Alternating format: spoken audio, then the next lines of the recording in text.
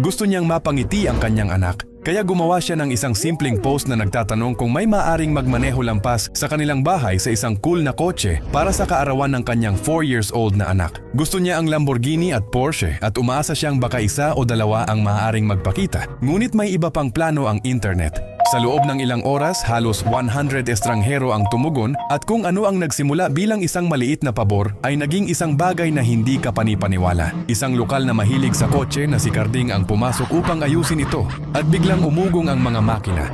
Dumating ang mga police escort at ang mga mamahaling sasakyan ay nakahanay sa kalye na parang totoong parada. Hindi lang isang araw dahil sa loob ng 2 sunod-sunod na araw, patuloy na dumarating ang mga driver. Nakatayo roon ang kanyang anak, nanonood, napapaligiran ng mga sasakyang napanaginipan na para bang nabuhay ang kanyang imahinasyon. Kalaunan ay naging viral ang video na umabot sa mahigit 21 milyong view. Ang nagsimula bilang isang simpleng kahilingan ay naging isang napakalaking sandali ng kabaitan na nagpapatunay na kung minsan ang mga estranghero ay maaaring magsama-sama at lumikha ng isang bagay na hindi malilimutan ng isang bata.